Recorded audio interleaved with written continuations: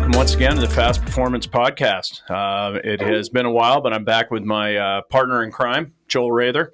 And today we are very fortunate to have a couple guests in the house with us, Jesse and Casey. And they're going to be, Jesse is the founder of the Breath Belt program, and they're both alumni of the Miami football program. Go Canes. And we're excited to have these guys on. Once again, Fast Performance Podcast, sponsored by Kaiser, the Power in Human Performance.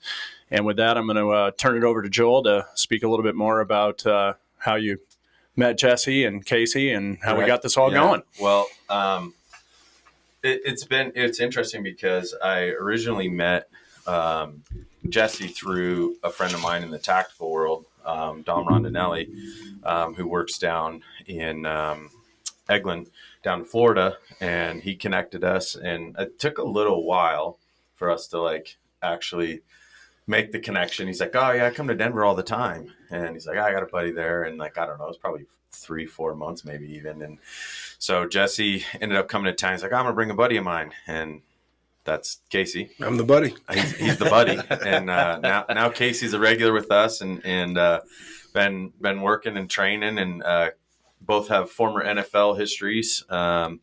You as a punter, kicker, just a couple cups of coffee. Casey had the real. And a Super Bowl champ on this side. Two-time Super Bowl champ. Two-time Super Bowl champ. For all by myself. All by myself. You're welcome, Denver, Colorado. All right. Yes, that's right. For your Denver Broncos. That's right. So, that's right. which is really cool. And so we figured, hey, why not? We'll take advantage. Jesse was in town. I'm like, hey, let's jump in the booth and we can tell some lies and some stories, talk a little breath belt, and just kind of see how things go. But I kind of want to start with, let's just talk about, your path. I know that learning a little bit about you, which was, having a history of some back issues and some things like that. And how do you go from being a football player where you weren't really even anywhere near the industry as far as training or anything like that to the breath belt? And let's talk about what the breath belt is and how this thing came to life. And now it's something that's, pretty much a staple for us that we utilize all the time. So long story short, I'm from Delaware. 7 kids of family, 5 ended up being D1 athletes. The last 3 were kickers. My brother, John in West Virginia, myself in Miami, my little brother at Boston College. And I just kept on pushing and just bounced around the NFL for a couple years. More cups of coffee than dollars made, probably. Probably made more off the injury settlement than anything else. But that's pretty much it. Lifetime rotation athlete. I actually went to Miami to play baseball, so you're just rotating right to left. And then I was, at the time, all the kickers and punters are big now, but at the time I was, a foot taller than a lot of the kickers. So, but right. at the time, I just didn't feel like the top half was talking to the bottom half until later on when I was with the Ravens. That's just when everything felt good, when I was 24, 25, something like that. But as soon as I stopped playing, I failed a couple. I was going to play in Canada, failed some physicals, and then I went back to bilateral training, and the body just fell apart. It just exposed all the inefficiencies and the firing patterns and all that fun stuff. But after that, long story short, it was just close to a decade of chronic pain and insomnia, and it was just brutal because I was coaching guys and helping them. I had a side job, but I always I've trained thousands of kickers and punters, over the years, and I was just trying to figure out ways to not get to not feel so crappy. Yeah, exactly. I wanted to redirect history, just because the same shit would happen to the same kids over and over. It's all hip flexors, and when you have sophomores and back pain in high school, it's not a good thing for long term. Right. Yeah, for sure. So, from that regard, I think the other part of it is you identify that as this kind of foundational focal point of all right, what do I do? How can I influence this? Right? How did you get to I'm going to build something that's going to address this problem? Sure. So there's a ton of ways it happened, but really, I was just in chronic pain every day. So the entire time I was coaching the kids, I'm like, okay, how do I I just got to get through the day first and foremost.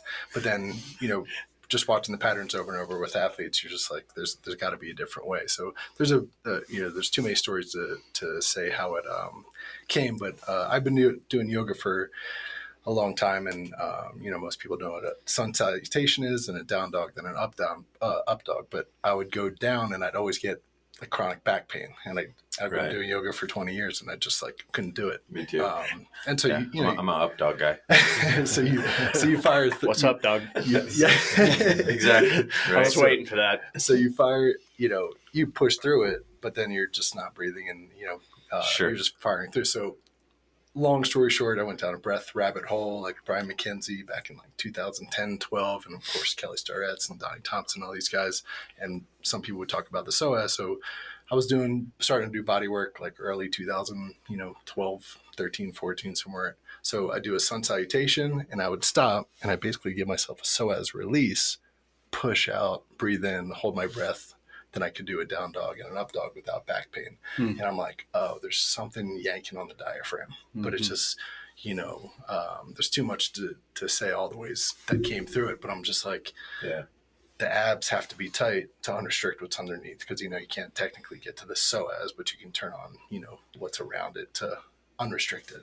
Right. I figured it. And then going deeper into, starting to look through podcasts, anatomy books, and all these like certifications, they were close, but it's just like they weren't quite getting it. Right.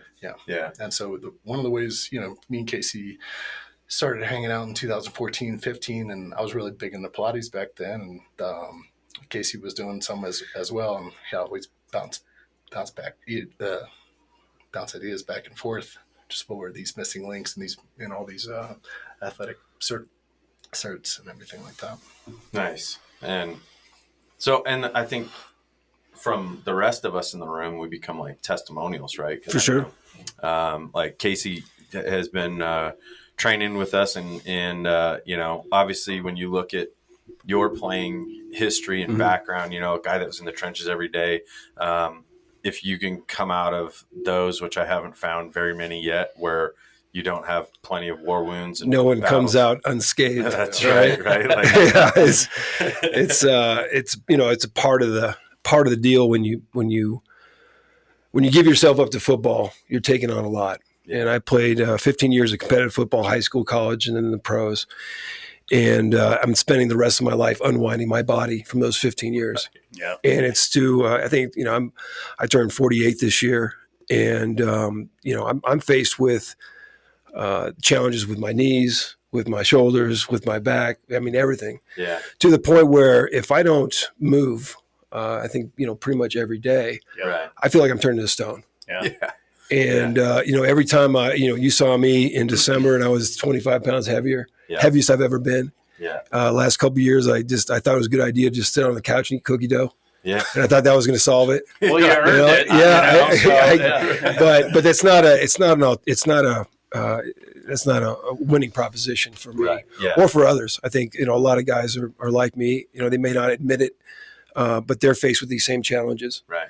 And, when I met Jesse, it was a good time for me in my life to kind of experiment a little bit. I think that's kind of what happens after football. You're in a very regimented environment that whole time. You're told what to do. There's football specific training back then was just squat, bench, and power clean. Yeah, that wasn't very different than what it is now. But then afterwards, you're kind of left on your own. You got to kind of figure it out. Yeah. And so, I think, the 15 years of 20 years since I last played football, 18 years since I last played football, I've just been experimenting with my body, trying to make it feel better. Like how does it feel better? What makes it feel better?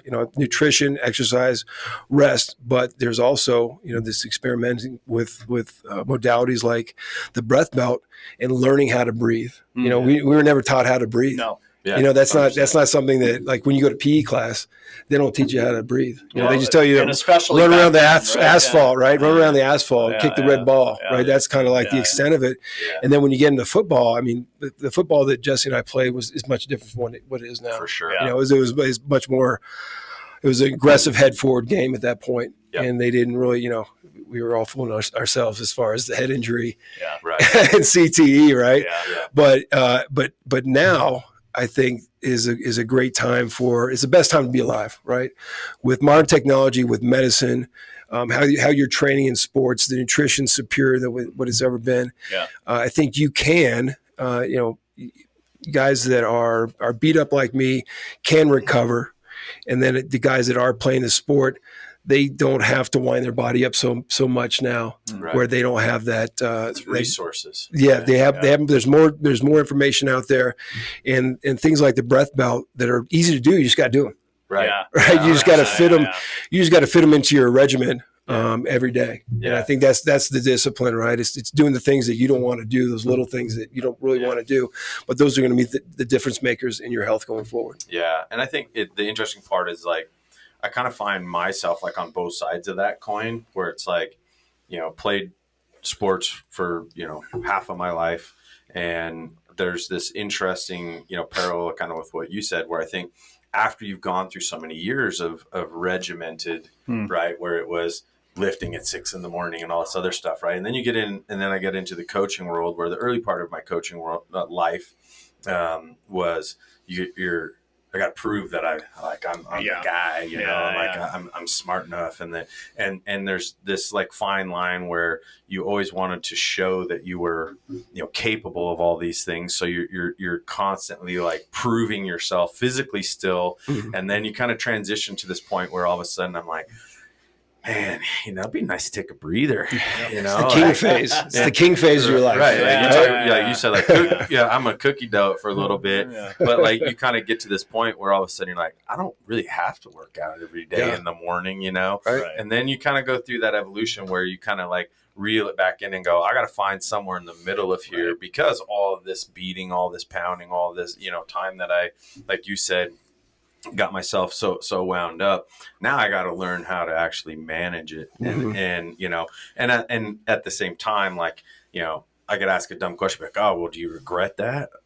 Like all those years, like no, That was part of the deal. that's part of the deal, part of the right? deal. Like the things that you were fortunate enough to be around, and the ability that you had to continue to play for that long, right? Like you didn't trade that stuff for the world. No, for sure not. Now it's you're paying the dividends on that on the back end, right? And things like this, where, as you mentioned, the old school way, I think a lot of us in the strength and conditioning world of like squat, clean, bench, whatever, and I was guilty of that, because that was the system I grew up in. Knew me, like I grew up in Nebraska, right? And it was like, it was Husker Power, and also, it was all rooted in that stuff, Big right? red machine. That's right. That's right. right. And we've had some really fun conversations about some of that stuff, because we're similar in age and have a lot of assimilation of a lot of players during that time, and rivalries and stuff, which is fun. But at the same time, it's like, even on the coaching side of it now, is I used to just discard a lot of this stuff, right? And be like, that's foo-foo. I'm not. It's crazy that it was worse in the early 80s too. It's like 3 days full pads in the NFL. Right. Oh, yeah. Right. 100%. And now I'm like thinking on the flip side of that coin, which is now I look at modalities and things like this and go, man, this needs to be a staple in what we do. This is where we got to start, right? And so talk a little about the functionality from this perspective. You kind of touched on a little bit, which is, let's actually, we'll kind of grab this belt and show people a little bit more of what it's actually doing. Because I think at first glance, we've joked kind of, in jest just a little bit and say like, it looks like the Walmart belt, right? Like, welcome to Walmart. Can I help you today? Thing. And there's a lot more to it than just, number one, it's not a lifting belt, right? Albeit a lot of people are using it during exercise and things like that. But let's talk a little bit about, I'm going to kind of grab this thing here. Product forward, right? Placement. Yeah, there we go. Here, right? But we'll kind of unwrap this thing a little bit, get the audible effect, and let's just talk through. Got a couple of those nice hands, and kind of talk us through the design a little bit here of how this thing kind of does what it does. So at the end of the day, it's a tool like anything else, but you go crazy when I never invented anything. I brought a product to market before the breath belt, but fun in itself and a whole other podcast. Yeah, especially after learning what you I never knew until yesterday that you had your own invention. It's pretty. You haven't talked to him yet either. Let's do it. So at the end of the day, the breath belt is a tool for tight abs. I mean, I think that's kind of like the pyramid, at the top of the pyramid, and then everything works its way up into there. So on the performance time, on the, obviously restricted abs, restricted diaphragm. So there's the breath and stress and active recovery, but then the glute activation, in quotes, tight abs, you're probably not going to have great glute activation long term. That's the moneymaker. And then what I kind of where, I base a lot of this stuff off, I still don't know if it's right, but they know about the glute firing pattern for a long time. That's kind of how I met, they've known about it for about 50 years. And it's actually how I met Cal Dietz in 2017, because he was the first person to talk about it on a podcast from like a performance coach. So, everybody's heard of quad dominator or hamstring driver. Basically, Sure. The test for people at home, it's very simple. If you're watching on YouTube, you can see it. Just a YouTube, glute firing pattern, prone hip extension or something like that on YouTube. So if you're laying down, it's any chiro or physical therapist knows this test. We'll include a link so you can check that out. And you're just like the client is laying down on the table, and you take your thumb and pinky, kind of like the surfer shaka thing. You put one not in the glute, on the bottom of the glute, and the hamstring, and you just say, lift up your leg, and it's an electric signal. So you're either going to feel the butt or the hamstring fire first. And you'd be surprised. You test a bunch of NFL athletes, 9 out of 10 are probably going to be double hamstring drivers. So it's like they've known for 50 years that chronically tight hamstrings, chronically tight psoas, but no one's done anything about the psoas. And so, more recently, obviously Kelly Starrett and Laird Hamilton, guys like that. And more recently, like David Goggins and stuff, they talk about it on a big podcast, but I never even heard it on that word on a podcast before 2017. So, to the breath belt, it's all about lengthening tight abs, making them more reflexive, but the byproduct is the diaphragm works better, which takes you down the rabbit hole of every system in your body, blood, lymph, all that fun stuff. And of course, firing patterns for sports performance. It's like putting her back to neutral, right? Where you're trying to get, I always call it just like length tension relationships, right? Where if we're too tight on one side, we're going to have, different lengths on the opposite and things like that. And it's pretty amazing, because I know that at first glance, when I first put this on, was just having it on for 5 minutes. All of a sudden, if you're really aware, I think that's the other part of it, right? Is like, you have to have some sense of kind of like kinesthetically what's going on, right? And if you're paying attention and intuitive to that, you can start to feel how it's starting to influence that. So exactly. So quick rundown of the belt. It's got 2 elastic arms to it. It looks like a waist trainer. That's the first thing people will say. It doesn't really look like a leather weight belt. But that's what I made. When I came up with the invention, I was like, I'd already used what they call SI joint belt. Just, it's like an elastic, thing that goes on the top of your iliums, your hip bones, and kind of compresses or decompresses your SI joints. But it does nothing for the abs. So as I was getting out of the back pain, I met this chiropractor who I trust, and she's like, just suck it up, wear an SIJ belt for 90 days, 24/7. That's what it did. And it didn't really help with the back pain, but when I took it off, I was like way worse. Way worse. So I was like, the Band-Aid. I was like, okay, they got the SI joints, but they did nothing about the abs. The abs have to reinforce, the glutes and the hips and all that stuff. So I was like, I need a mobile SI joint belt with pockets. And that's what I did. So I kind of lucked out with my manufacturer rep. They nailed it almost on the first shot. Unheard of. And and so it's the original version. It on the inside sleeve, it had a long sleeve of fabric and a mobile pocket. But as I was getting my hands in bodies at the time and realizing that most people's ribs are stuck in their hips, and that's stuff that Cal Dietz was talking about on the podcast back then, I was like, I just need pockets. So breath belt's very simple, two elastic arms. In the back, there's a little pocket for, SIJ distraction that's passive. But on the front, there's 2 holes that basically line up with your left and right psoas, whatever they're called. And I don't know what the plural is. Yeah. And it just makes sense, wherever the back pain is, you just want to wear the belt below the back pain. You push the balls to turn on the tight abs below the back pain, work your way up, go through the back pain, and all of a sudden you can rotate better, your extension's better, and that's it. And so being a short guy, I feel taller every time. And so basically the main use of it's so simple to use, basically the belts are trying to push the balls towards your spine. If you flex, you can't breathe. But if you use your IAP or your intra-abdominal pressure to resist just enough till your ribs drop, you're always pushing the balls away, whether you're inhaling or exhaling. And that basically gives you an active release technique. Right. And so you're influencing that diaphragm, right, which is really critical to all that, right? You talked about the breathing pattern piece. And as you said, like, most of us were never taught this stuff, right? And like I went through a lot of iterations at one point where,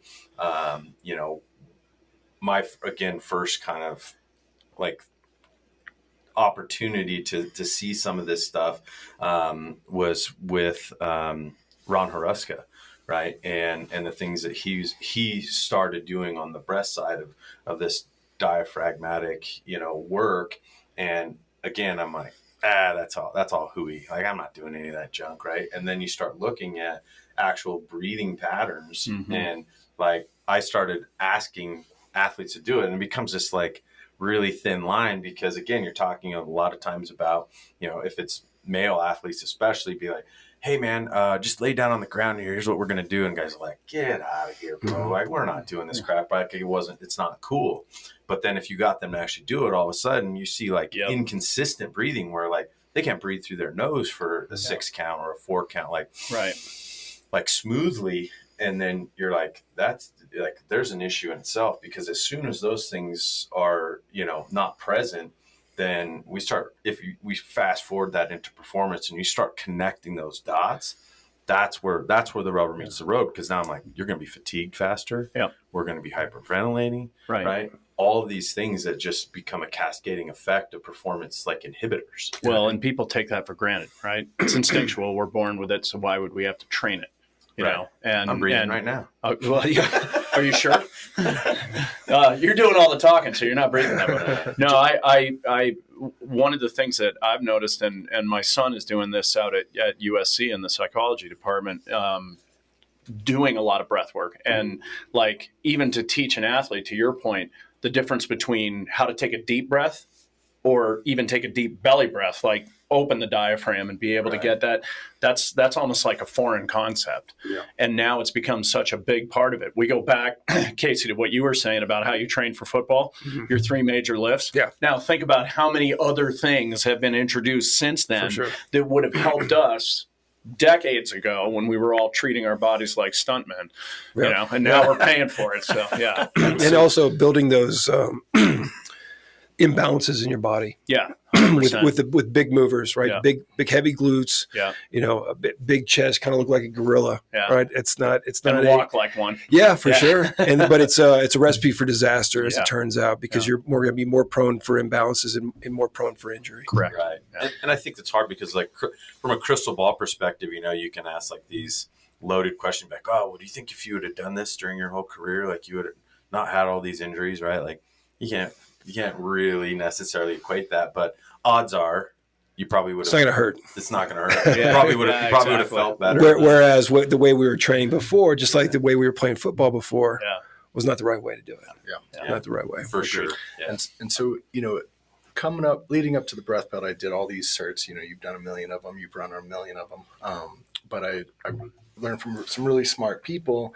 And yes, obviously the breath holds and the breath, just having the awareness on the ground, it's great. But my problem was, because I was answering my own problem, like, what the fuck happens when you stand up? And that's why I made it, because there's some great education out there. There's a ton of them, but gravity is always the issue. Yeah. Gravity's undefeated. And that's why I didn't have the language in the beginning, but like, what makes it really easy looking back on it is like, it's just gravity. It's like gravity takes those tight abs, but if you have something to reinforce that diaphragmatic breathing pattern on your drive home after a long workout or whatever, it's an active tool. So once you take it off, you still have that awareness for 5-6 hours minimum, which is exactly what every chiropractor, physical therapist, sports trainer wants their athletes to do. For sure. Especially if it's going to, especially in your community, JC, like the triathletes, like. Well, the endurance, okay, so I put in 30 miles after I saw you yesterday. Yeah. Just first ride of the season. And that's like going out on the hill and skiing for the first day of the season.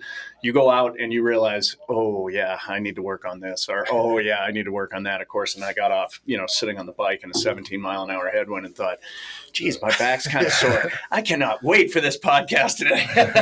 And it's crazy because I have a lot of triathletes that do it or they use the breath belt, not the entire time on the bike, but for the first couple of miles if they're not under some time trial or whatever. Sure.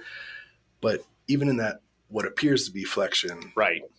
If you have something to resist in the front, it might look minute to the coach's eye, but it's a difference between flexion and extension. Yeah. Just having something to lengthen the abs just a little bit, but because then you get a little bit more glute. Right. And every time I started to feel in my back yesterday, I thought, okay, get up, move up, drop the shoulders, get back into that position again. So the soreness or the pain was the trigger for me, as opposed to actually training your way, or what I refer to as prehabilitation as opposed to rehabilitation, right? So, I've never heard that before. That's a Verstegenism. Sorry, I can't take credit for it, but the point being that the usage of the breath belt, I feel like is should be standard prehabilitation. Like first thing you do, Casey, every time you come in, what's the first thing you do? Put on the breath belt. Exactly. Yep. So point being that like if you can get into that proper position prior to going through these movement patterns and get that kinesthetic awareness that you're talking about,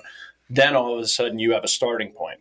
Mm-hmm. And once you have that starting point, you have the posture correct and you have something that, is enabling the body to sort of react without even knowing why it's reacting. Yeah. Then you're able to go through, a banger of a workout with Joel or whatever else and really feel like, okay, I'm in the right posture to do this lift, this exercise, whatever it may be. Right. It's that instant feedback that I found. I've never had an occasion where I put the breath belt on and then took it off and be like, oh man, I wish I hadn't done that. That's never, you get immediate feedback. Yeah. You do feel taller. Your breathing pattern is improved. And I think just having some more awareness. So it's athleticism. It's just athletic intelligence, right? Yeah. Being aware of your body. Yeah. And I think this gives you that immediate feedback where you probably, the way we train, the way I trained before, I never had any feedback in my abdominals. Right. I mean, we would train abdominals, but it was always a secondary thing. Exactly. But also having that feedback and knowing, what that position feels like instantly with the breath belt. I think what I feel taller, I feel more connected, and I feel like it warms my body up pretty quick. Yeah. I mean, it kind of puts you into a, what is it, parasympathetic or sympathetic state immediately, where you're kind of having a little bit of a panic because it's a little bit restrictive. Mm-hmm. You're having that feedback. Mm-hmm. So I feel like it's necessary for me to have this. This is invaluable. And you nailed it too, because it quite literally turns on your core. You can't see your core. It's the deepest one, protecting your guts and reproductive and digestive and all that. But it's like the balls are a coach's pair of hands or a chiro or a physical therapist pair of hands. Yeah. Turning on that muscle, turning on the lymph and the blood, and people start sweating real quick. It beats you up from we mainly use these lacrosse balls. So in these two slots here, and we have plenty of them in this. Being the amount of lacrosse players and things that we have, so what we end up doing is dropping these in here, and they don't have to be lacrosse balls. I know, depending upon your tolerance level. So I like tennis balls. A lot of people like racket balls, and this is actually a pretty amazing postnatal tool. So a lot of postnatal moms, after 3 or 4 weeks, they just put socks in there, something to resist just enough, even while they're breastfeeding, till the ribs drop, and all of a sudden their shoulder kicks back and they're an extension. While they're I didn't even think about that. That's great.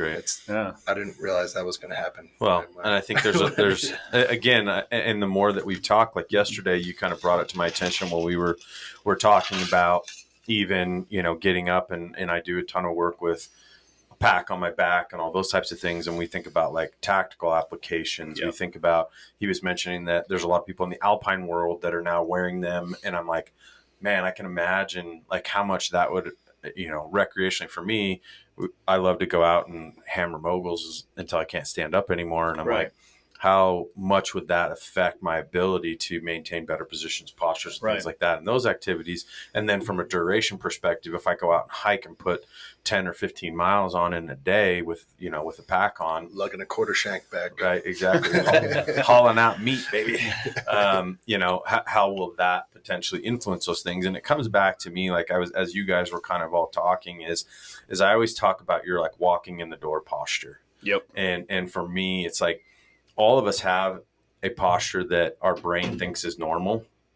And so many times when we look at how we train, is we're always trying to train people idealistically. And we're like, well, we need to be in this position and this posture and whatever. And when we have folks that walk in the door, athletes or whoever, right? If they walk in the door that aren't in those ideal postures, their brain is telling them that that's where normal is. Mm-hmm. And in utilizing something as simple as this, we're trying to renegotiate normal so that we can then train from better positions and postures after we kind of have a little bit of a conversation with what's going on here. What did Stephen Underwood call it?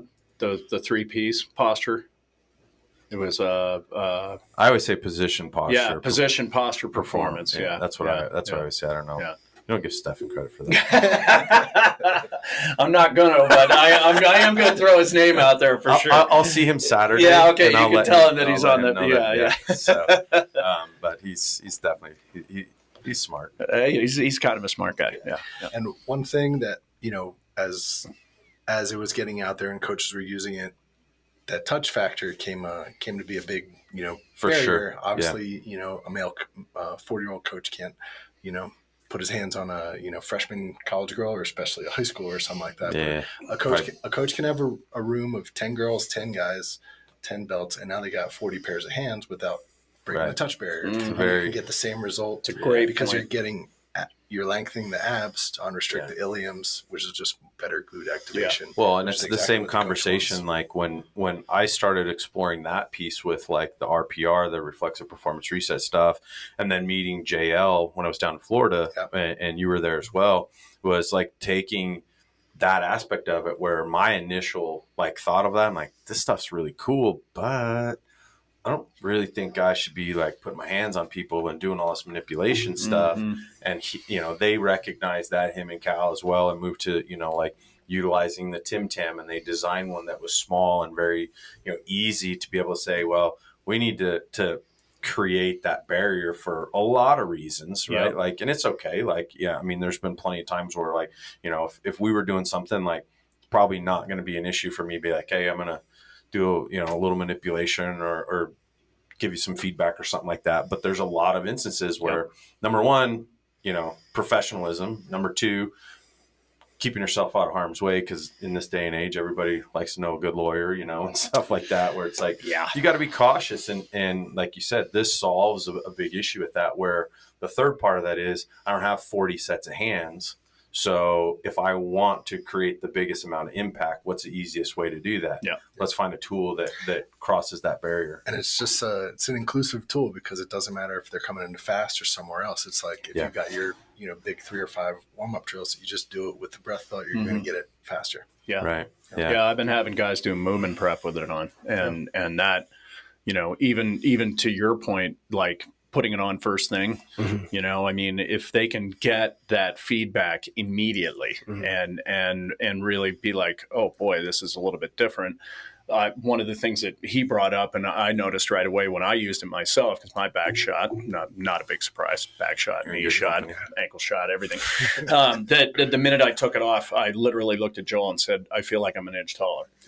Yeah. And so if I can get a 16-year-old who doesn't understand those muscle firing patterns, and I could sit there and try to explain it to him or her for a half an hour, that it's just going to go like this. All I got to do is put that thing on, and then all of a sudden they're like, whoa, wait a minute, light bulb goes off. Yeah, exactly. For sure. Exactly. So it's such a I hesitate to use the term shortcut, but it is. And in a positive way, you know what I mean? Something that something that's driving me nuts leading up to the breath belt was, I'm sure many people listening heard of Stop Chasing Pain on Instagram, Dr. Perry Nicholson. We'll allow But, it. I don't know. I think it might have been from a post, and it was so counterintuitive what I ever heard. He goes, if you have an SI joint problem, you have a pubic symphysis problem. And like at the time, I was looking at different anatomy books. Some anatomy books said pubic bone, so I'm like, okay, it's a pubic bone. I'm going back to the SI joints.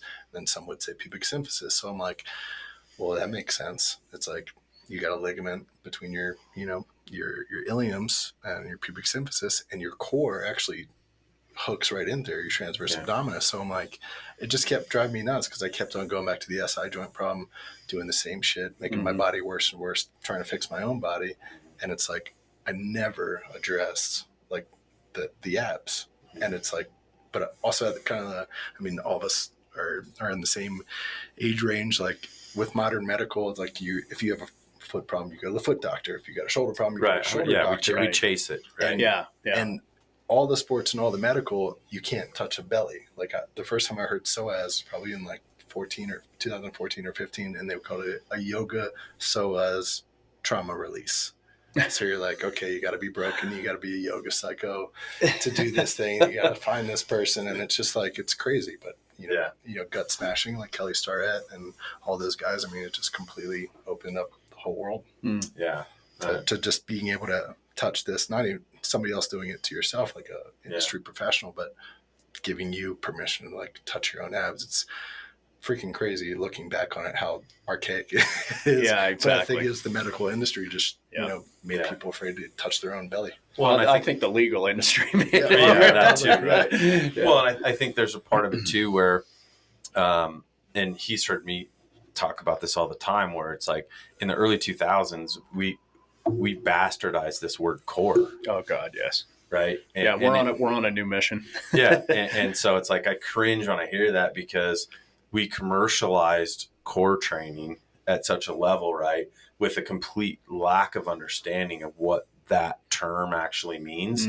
And, in you talking about pubic symphysis and all these other things, I talk about in a presentation I give on rotational training, I'm like, there's 36 pairs of muscles that attach to the pelvis, right, in one way or another, that connects, as you said, like at the early part, you're like, I tried to identify something that was going to connect the upper to the lower, right? And it's like, that's the pathway to all this stuff. And there's, I think 13 of those are within the pelvic floor. Yeah. Right. It's just crazy. Like the main ones that most people know, you got your seat bones, but like, again, if you're, let's just say your pubic, and I still have no idea, your pubic symphysis might be off by a 16th of a millimeter. Who knows? But if it's in a little bit better spot, your adductors, your hamstring hook right into your seat bone. So it's like, you have to, by nature or by law, the better your abs work, you're going to line that pubic symphysis a 16th of a millimeter better, and you're going to get just a little bit more out of your hamstrings and your adductors. But that's also why you put the breath belt on, you march 3 times, and all of a sudden you feel taller, but you also feel like your center of gravity is lower. But a 16th of a millimeter, it starts at a 16th of a millimeter and then goes to a centimeter, and then goes to, depending on how far away from that area as you travel distally. Yeah. And, we talk a lot about, you can hear Jerry Rice talk about the copper fit belt and say the core is the most important part. And he's pointing right to his abs. And I'm like, okay, stop. First of all, that is not your core. This here, the whole trunk. And that's like Joel and I are working on eliminating core from our performance vocabulary. One of my buddies, and it just finds me. But the one thing I do notice with this is talking about not just the function of what happens with the connection side of the abdominal wall and all of the soft tissue around the pubic bone, but how it actually gets me out of that lordotic posture that I'm naturally in all the time. And naturally, most athletes are. Yep. First day I saw you walk through the door, I was like, yep, that's an ex-athlete right there. It's like the belly's forward, the hips are back, the psoas are just bound up like this, the glutes are big chest, like you were saying. Trained that for 20 years. Yeah, that's how exactly. I trained for that posture. I did too. So I get it, and I understand it. And unfortunately, as we age gracefully, that becomes more of an issue, right? And that's going to stress out the low back, which actually leads me to my next question, Jesse, is, so for people that have, let's say, had surgical intervention in the low back, whether it be, multi-level fusions, whatever that feels like, it could be lumbar, could be sacral, could be thoracic. do you feel like this is something that can assist them through that rehabilitative and even, life quality process moving forward? 100%. And early on, even within the first 100 belts out there, of course, I was beating the drum. So I was kind of attracting those people looking for stuff like that. The belts help hundreds of people and not get their $30,000 or $60,000 back surgery. But on the other side, whatever catastrophic car accident or whatever, there's a million, fusions, mostly at the L5S1. Mm-hmm. That's the most common one. But there's still room underneath that in the abs. So it's whether you're recovering any trauma on the body, it's going to people. I think after 4 years of really going into this, I don't know if it's the medical industry that's got everybody thinking about compression of the discs, but it's like the chicken or the egg, right? Abs. Yeah. So I'm everybody's thinking about the bones and the disc. No one's saying anything about the abs, but we both know the obliques are we all know the obliques are getting locked down. Those ribs are sucked into those hips, and they can't rotate. But most people don't have a baseline. Yeah. So it's they have nothing to compare to. So absolutely, after hernia, this has gotten such great results for C-sections and hernias. And, because ultimately, let's say somebody's getting that fusion, chances are they're already hamstring driver for years. Now they're putting their body under more trauma. Yeah. They're shortening something that's already short. So it's they might get, a nerve block or unblocked or something like that. So they get some pain away, but ultimately it's going to come back. And usually, everybody knows that if you get surgery on your back, usually it turns into number 2 or number 3. Oh yeah. My wife's about to get number 2. Yeah. And unfortunately, she has degenerative disc disease. So they're going no matter what.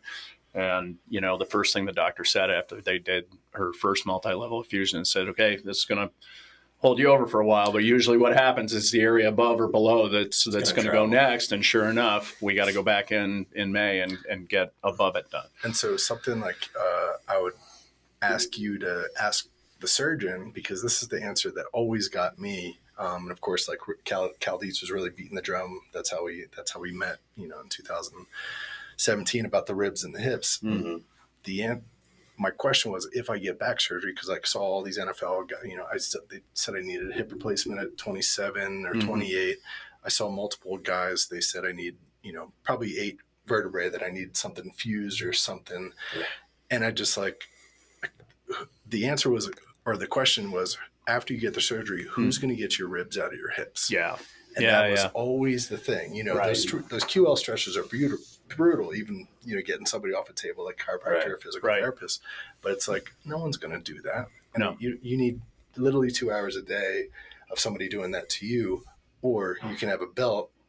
You can literally that assists you with that, and you can literally open up the space between your ribs and your hips. Right, and it doesn't take that long. But of course, an orthopedic surgeon's not going to tell you that. Of course, and that is I keep going back to what Mike Boyle said years ago about orthopedic surgery, and he used the analogy of a stuck door with one of his classes, and he had the video of the stuck door up on the wall. And he said, okay, well, what's the problem? And he said, well, the door's sticking along the top of it.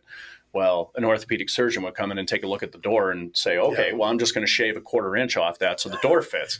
Whereas a strength and conditioning specialist or somebody in your field would say, that's not the problem. The problem's at the hinge. You need to tighten up the hinge, or you need to readjust the hinge so the door doesn't have to be cut to open and close. And I was like, okay, that was an aha moment, and looking at that. So more recently, within a year, it just got adopted pretty early by colleges and high schools and stuff like that, and forward-thinking coaches. I'm hoping. But what was happening is, let's say your athlete is a football player and he's at some small school.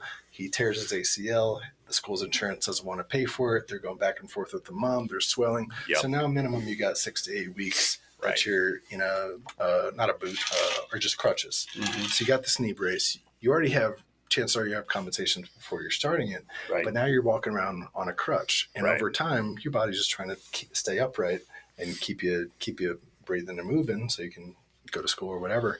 but those ribs are being pulled in those hips. Mm-hmm. And it's like, if there was a tool just to open that up while you're waiting for your surgery, it's just like anything is going to help. It's going to help on the way in. It's going to help on the way out. Mm-hmm. You know, that's just one random example, but it happens all the time in college sports. And who spends all the time, like the trainers and the strength coaches are usually like talking that person down down off the cliff. Yeah, try to keep them motivated and positive for the next step. That stuff. And I think that even more so, it's like you think about getting even out of the sports side and thinking more just lifestyle and everything else, where, you know, sitting at a desk, sitting at a table like this, right? Like all the things that we do on a daily basis that are probably less than ideal for having good postures and stuff, right? We sit on our phones and we sit on the computers and we sit on airplanes, right? And like, you know, with travel and stuff, like travel kills me, you know, like I've even thought of, like, you talk about like inventions. I'm like, I need to design a new airplane seat because literally all the airplane seat does is drop you into this like horrible position. They're actually rounded or concave, right? And they just drop you into this position. And that was one of the ways I would do it. Like, you know, after I started giving myself, you know, quote unquote psoas releases and stuff like that on balls, I would take 2 softballs and on there, because I fly a lot, and I would just try to strap them in. Of course, they pop over, you know, you take a left and they pop on the floor, they roll all the way back or whatever. But like, I literally like strap 2, you know, softballs in there. People look at you weird, but I'm like, hey, I can. You do you. I don't have a migraine just because you know, after a long flight, because I had back pain or whatever. Right. But, like, because it was debilitating at the time. Or the real marker is how you get up out of the seat when the plane lands. And jump right out. Because then you're gonna know who was actually sitting in the seat the right way or the wrong way. And that's kind of what happened early on, because I would use it, and I actually made that so you like I made it originally for myself, but I made it for kickers because I had this like online training program, and I had proof that like all American kickers were totally broken before they accept their D1 scholarship, right? Because they're getting signed broken as a junior. And it's like, by the time they get there, so I'm like, wear that under your shirt with the balls. No one will know you're injured.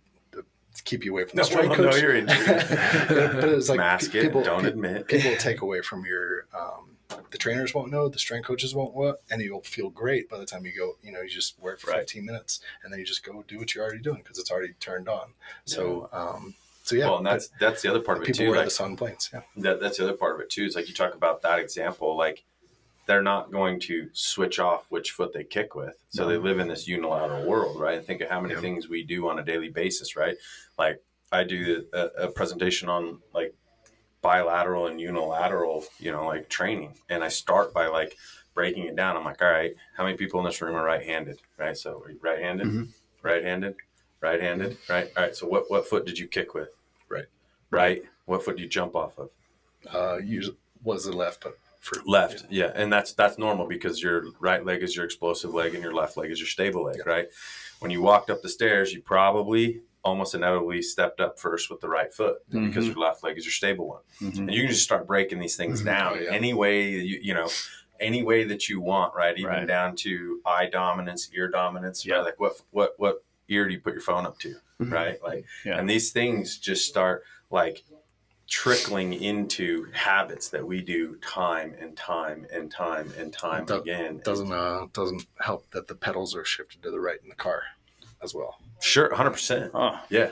I didn't even think about that. 100%. Right? Like think about stuff like that, where if you really start getting intuitive about this stuff, and like I've been having like some issues like neck and stuff like that, and it's been driving me crazy. And I've been analyzing everything, like down to where I, you know, wind down for an hour at the end of the night, and I'm realizing that like I'm always sitting this way or this way on my couch, and it's creating like so much like cervical thoracic junction like issues. And then I'm looking at my desk, like how am I sitting at my desk? Am I sitting straight? What's the height of that, right? Like adjusting the height, you know, like you look at all these ergonomics of things and then wonder why like we get so broken, even outside of athletics, right? And it's so just habit related, right? And so like I always kind of like to talk about this and see people kind of go, oh, yeah. Like, think about how many things can you identify that you only do one way. Well, I'd be the first one to ask you, Casey, Yeah. like, training days, Yeah. at Miami, Yeah. bilateral or unilateral. Yeah. Everything was different. Yeah. It's asymmetric, right? I mean, right. you're, and I was a center, so I'm snapping with my right hand, Right. my entire life, Right. Yeah. right? It's For sure. or a baseball pitcher, Right. everything's asymmetric Yep. in sports. Yeah. I don't think you really have a sport out there that has like man. bilateral symmetry out there. I put that out to my athletes all the time. Yeah. I say, in what sport are you equally weighted on both feet at the same time? Maybe Olympic weightlifting, maybe. Yeah, but maybe. even then, if you put force plates underneath them, I guarantee There's a dominant they're side. not bilateral. But anyways, go ahead. There's a dominant side. Yeah. And then I think after, I think what your body wants after exercise or exertion, it wants comfort, and it's going to find a position that's not necessarily the best position or posture to go into, and now you're reinforcing these bad postures and bad mechanics Right. Yeah. that are going to eventually lead to some sort of imbalance. They're going to lead to more injury. Yeah. So it's Right. a vicious cycle. Yeah, we're all screwed. That's what it boils down to. Yeah. So like, and I think it's interesting too, is if you go back, right? Like, I think you and I were talking about that, right? Where I was like, I'd love to have an hour where, number one, I had a doctor that like I trusted and I do in a sense, but like, where it'd be like, all right, let's sit down and I want to tell you about everything I got going on here. Right? Let's roll. How much time you got? Let's roll, because what in today's day and age, when you talk about like healthcare and stuff, right? Like you're run through, like cattle, because the healthcare system in itself, right, is actually dictating to doctors like you can't spend more than like 6 minutes or 8 minutes. It's like there's something ridiculous. They actually Or you give have them, to use this device as opposed to that Right. device or whatever and it's else. like, so you never really get that opportunity. So we go right to, let's just chase it, right? Like, oh, my shoulder hurts. All right, go get an MRI.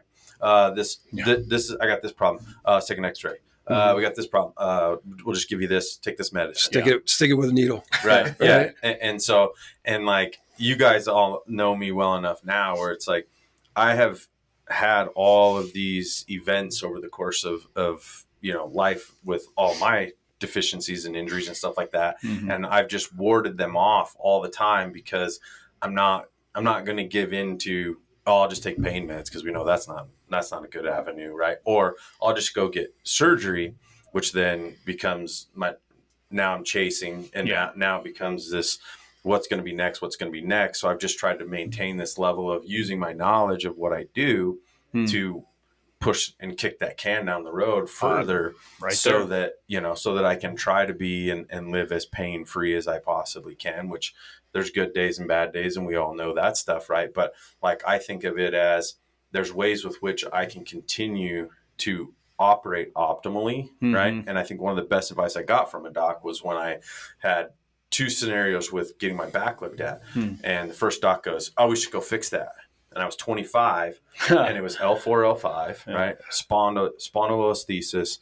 I got pars fractures, all this pathology. And the first doc goes, oh, let's just go fix that. And I'm like, bro, like I squat like 400 pounds and like, I do all this, like athletically, I'm good. Right. Like maybe not as good as I ever wanted to be, but at the end of the day, like I'm not broken. Right. Yeah. And I go to another doc. I'm like, I'm going to table that one, Chief. I'll be right back. And I go talk to another back specialist, and he goes, here's what you do. I want you to maintain core strength, right? Which is about the first time I ever heard that. And he's like, be as flexible as you can be, right? Like this can be big so that you maintain good operational capacity, right? Do all the things that don't cause you any problems. Mm-hmm. And as soon as you get to where you can't, your quality of life starts going down, come back and see me. That's good advice. Yeah. It was 20 years ago. I was going to say, I hope you're still talking to that doctor, not the other one. I'm like, guess which doc never got a call back. Yeah. Right. Yeah. And it was the guy that looked at it, the first doc's like, I'll just make myself a check here. And the other guy's like, I'm going to give you the best advice I can and come see me if you can't do anything about it. Or you've reached all your options at that point. Yeah. So where's our sound booth guy at? I don't know. Jesse, I want to go back to the design of this a little bit. I mean, would you, obviously you guys are, ex-NFL players. You guys are all pretty good size. Is this belt built for basically anybody, any size? Yeah. Okay. So it fits pretty good up to around size 40, then it's hit or miss. Okay. The rib to hip thing I was talking about earlier, obviously, the more mass, hip, what's the name for this? Hip. Love handles. The Dunlop. So, yeah, but it's like when you go more into the it's not just fat, as they're bigger. It's just like those ribs get stuck in those hips, and sometimes it's muscle, sometimes it's fat, sometimes it's both. So the problem is, I've tried to make, and I'm not giving up. I've tried to make bigger versions for bigger guys. Mm-hmm. Some people, they're like, "Can you put an extender piece?" I'll be fine with it. And I'm just like, I got to keep the integrity of the quality of the belt 100%. because it will, even though, it can fold over, or it can fold over on the sides, it doesn't feel the same. Yeah. So those guys there's a guy, Ray Williams, who's this crazy bencher. He benches 900 pounds or something crazy like that. Obviously he is 44 waist or something, he can't wear a breath belt, but I'm just sticks 2 balls in there. I was you can't not have an answer for everybody. And that's kind of something I learned from Donnie Thompson.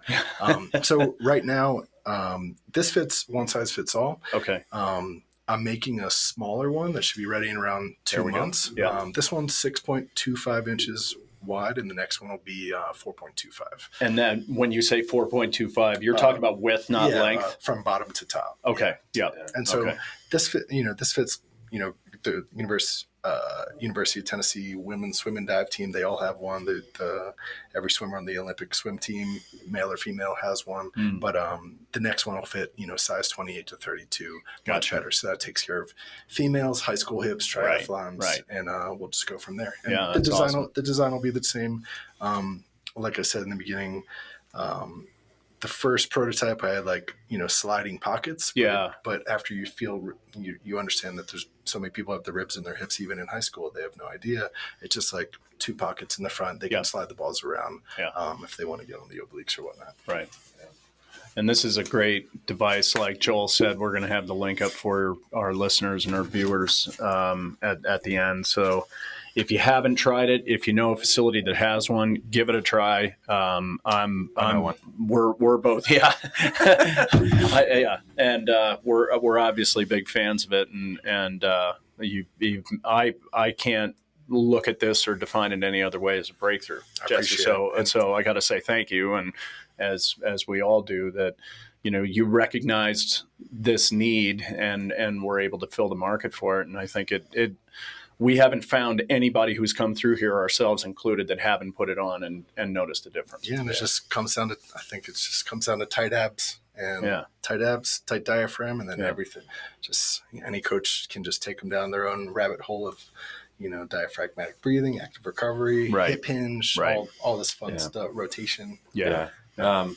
And the one thing we didn't touch on real quick, and then I've got one thing I want to ask Casey here, is talk about real quick, because I know that there's following social media and stuff like that. There's a lot of folks that are using the belt and not just using it for warm up, not just using it as activation, right? Like there's also folks that are saying man, if I'm keeping this thing on, that feedback that I'm getting and that little bit of light bulb moment of kind of getting the system to operate a little bit better is people are seeing improvements in deadlifting. People are seeing improvements in squatting, right? Like stuff like that. And potentially even I could say I'd be interested to see, and I know you and I talked a little bit offline about this, about all right, can we put tangibles on some of these things, which is, would it help if someone put that on and then did, say, a vertical jump? Right. So I think those are some cool things, I think, that are windows of opportunity that continue to further solidify what this might do. But what's your kind of message or take on saying, what have you seen with folks or the feedback that you've got? Because I know you've got a ton of it, and there's some testimonial stuff on your website of folks that have used them for actually lifting. So it's endless depending on the sport. for instance, like we got some positive force plate numbers with the University of Rutgers University basketball. There you go. So it just, there's that endless data, just seeing different force production with the breath belt on. And I think it comes, technically it's heavier, so it's pound heavier, but you're faster because your glute psoas is working just a little bit better. Yeah. But of course, and of course, that's all based on what exactly you're testing. Yeah. It's a short movement, it's a long. Yeah. But what's cool is you get somebody on the treadmill, and they're a little duck-footed and just resisting into it, even on a light jog. The coach's eye will pick up. You don't need equipment for it. You'll see those feet come in. It's like, so as glutes working better, the duck feet are going to come in a little bit better. Hopefully their center of gravity is more towards their toes than their heels. As far as, the biggest, the most widely used benefit for the breath belt is the hip hinge. And, there's Chris Duffin, Kabuki Strength. He was one of the first partners. He got it right. He got it right away. And he actually, if you look close on his 1,001 times 3 squat, he's actually wearing the breath belt underneath his, Kabuki belt or whatever. And that's how he would do it. He would, warm. So it's weird that somebody use a breath belt up to 70% of their warm-ups, which would be 700 pounds for his. Very, very similar. His eyes just got wide right there. So did mine. Very, very similar to mine. Just warm it up. And then Lightweight. there's a forward-thinking guy named Joe Sullivan who actually met through Kabuki Strength, and Joe made it pretty much a staple in powerlifting within the last year and a half. So no kidding. Kind of, it was already had a little tail behind it, just going downhill, going into the pandemic. Yeah. But Joe he just puts out great information. He's a world record holder, and he just understands everything about it. And so awesome. It's a hip hinge tool or active recovery tool if you had a heavy load day, which is every day in powerlifting. Right. So just driving home, breathe into the beat. You take it off, you're in extension. You want to hug the person who's waiting for you at home, and it's just it just does the job. Yeah, that's awesome. Well, and I think the thing that makes it that much easier and that much better is, and we've all experienced, is it doesn't require you to have to necessarily sell and market and say what's this thing doing for me again? No. Right? It's not sells itself. It's not like the band that you put on and this is gonna make you neutralize. And how does that work? Right? Yeah, exactly. All that kind of stuff. It's here's what I want you to do. Put that on. Yeah. Start doing whatever you're doing. I'm not even whatever that is, right? Just start doing whatever you're doing. And then when you take it off, how do you feel? Yeah. Right. And I've yet to find anybody, like you said, where you go yeah, I probably shouldn't have done that. Yeah. You're never going to regret it. Yeah, exactly. For sure. Yeah. And so I think that's the best part is you're in a position now where you've ran the trail of it was personal exploration into, I think I found an idea or a way with which this can help a lot of people, right? And you work your way into getting something physical that actually now, is getting in thousands of people's hands. Yep.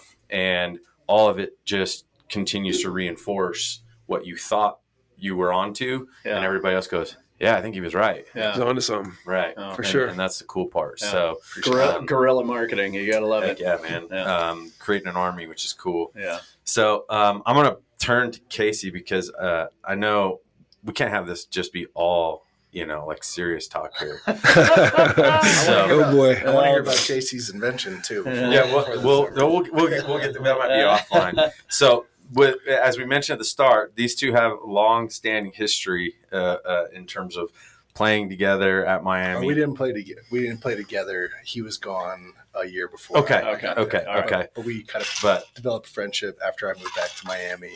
All right, through mutual friends. Right. So same lineage. So we got to get one story apiece that's able to put online here, right? We'll keep that as the one caveat. Yeah. That you guys can share about the other. Let's go. That's how we'll tie a bow on this. Yeah, I got an easy one. So he's gonna steal it right out of the gate. He's like, I'll go first. Casey probably knows what it is, but the backstory again. I'm from Delaware. There's 40 high schools. I played in front of 300 people. So you'd hear about University of Miami, and it's just this big thing. And all of a sudden, I found myself there, and you you hear these tales of these guys that left because Edward James, the big one. Oh, was yeah. Edward James. That was The the Warren big one. Sapp. And the gold. And KC Jones. Yeah, the gold teeth, Edward and the gold teeth on Sports Illustrated, just changing everything. Yes, of course, yes, Casey was right with Edrin. So Casey, they didn't call him KC Jones. They called him Casey motherfucking Jones. No one called him without saying that. And the reason they called him that, there's a lot of stories that I heard, but the one was he was infamous for ripping Ray Lewis's face mask off during the spring game. And Casey will tell the story, but the story was he ripped it off, and I don't know what Ray was doing, but Casey was following him back to the defensive side going, "Hey, Ray, you forgot your face mask." The legend grows. I've heard so many iterations of this story. I bet you have. Probably been bastardized. That's great. That's great, man. Yeah. It keeps getting better and better. But that is a great story. So it was spring football. There's probably 5,000 people at practice on the practice field at Green Tree practice field, University of Miami. And this was in spring of 95. So 94, we were in the Orange Bowl against Nebraska. Great game. We had them on the ropes and just couldn't finish the deal. But that was Warren Sapp's team. He was the leader of that team, right? Yeah.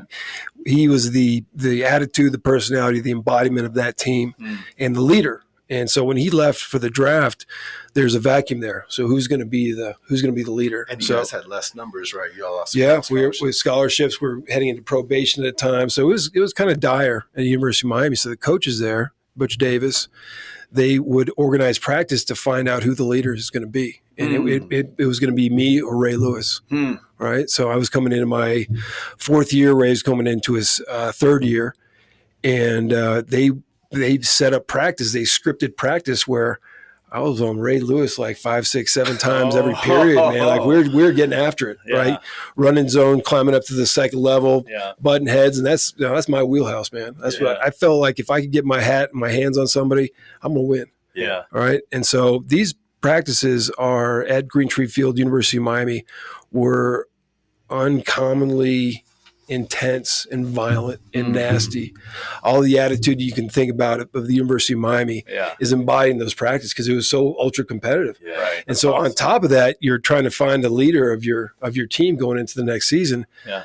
So Ray and I were battling pretty much every day. So we're heading into a scrimmage, and I'm getting the better of Ray in this spring. So he's starting to get a little bit frustrated, right? So there's a swing pass out to the right side. I'm kind of running downfield. And from the corner of my eye, I see Ray kind of coming at me. And I think to myself, man, he doesn't think I see him. Yeah. He's going to steal me, right? He's going to steal me. So I kind of like baited him a little bit, and I saw him out of the corner of my eye. And as soon as he like kind of tried to get me, I got a hold of him.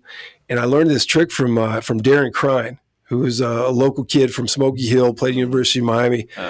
Until my first spring at University of Miami, I never saw anybody pull a face mask off until I saw Darren Crine pull Rudy Barber's face mask off. It's when you see it off, boom, pop it off.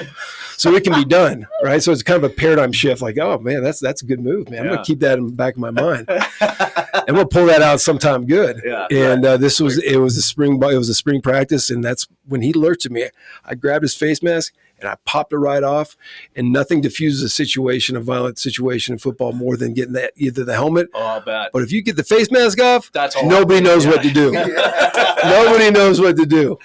So Ray Lewis is sitting there with the white helmet on, looked like 1920s, 1930s football, right? Leatherheads, right? And he didn't really know what to do. So until everybody kind of grabbed him, and he starts, "Oh, I'm going to get you! I'm going to get you!" Yeah. And so at the end of practice, I'm walking in.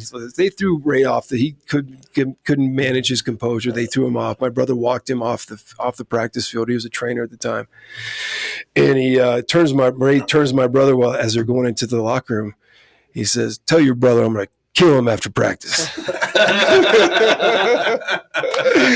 Right. So I didn't know about it until I finished practice. I went to the locker room. I'm tired, man. I'm getting my gear off, sweating. My brother comes up to me and he says, "Hey, man, Ray says he's going to kill you after practice." I said, "Man, I'm just too tired to even worry about this." And then all of a sudden there's a hush in the locker room. And you know when there's a hush in the locker room, man, something's going down. Yeah. All right, something's going down. So I look at the corner of my eye, again, here comes Ray Lewis. So I stand up, and I'm like, oh, man, it's about to go down. Right? It's about to go down. And Ray comes up to me, and he extends his hand. He shakes my hand. He said, man, sorry about that. That'll never happen again. Wow. All right. Yeah. So that's when I became the leader at the University of Miami. And that was my team. Yeah. I wasn't going to let it. I wasn't letting anybody lead that team but me. Yeah. I was willing to do those things that kind of go the extra mile and do things like that nobody else was willing to do. Yeah. You know, I was willing to suffer more than anybody at University of Miami, to practice hard, to work hard, and do crazy things like that. If you're able to pull a face mask off of Ray Lewis, special things happen. Special things happen. But that story has been told and is told, and I get some stories where like you threw the face mask into the crowd, which is true. That is true. But then also there's other things like, oh, there's a body slam in there, there's fist punches, and there's bloody noses, all that, all this stuff. But what's great about that story is it's been told, but Ray will tell you that same story. You know, probably verbatim. He tells the same story. He's told it at a fishing tournament that I used to run. He told it at a youth camp where one of my buddy's sons was participating. So that story gets around. It's a great story, but it's awesome. It kind of embodies the University of Miami, man. We were it was a lot of fun, and those practices that we had on Green Tree Field were bloodbaths, man. Oh, I'm sure. It was the most competitive practice football activity I've ever been in my life. That's incredible. And it prepared me, and it prepares a lot of guys for the next level, go to the NFL. Sure. JC, imagine going through for daily practice, going through Warren Sapp to get to Ray Lewis. That's my Monday. That's my Monday. That's my Monday. Yeah. A cup of coffee and off we go. That's awesome. Well, iron sharpens iron, right? Yeah, that's what it is, and I think that's why you get so many guys coming out of the University of Miami that are NFL ready. Is because of that intensity and the demands on you mentally, physically, spiritually, all of the above to be a complete football player. Yeah, agreed. Well, and I think that's why, in the last couple months, you and I kind of working together, there's been a lot of enjoyment because I feel like there's a lot of common space where, just having these conversations and hearing stuff and being able to associate so many similar things where it's just fun to hear things like that. We've had a lot of fun kind of offline conversations about various things that, it just makes it enjoyable. And I've always felt like when people come in and train and work out and stuff like that, I don't want what we do to be something where it's like, man, I got to go to freaking workout and train and stuff like that. Man. It's the best part of my week. I've told you that. Yeah, the best part of my week is coming in here to fast. Yeah, it really is. And so, and it just makes it fun. It makes it fun for me. And I know that,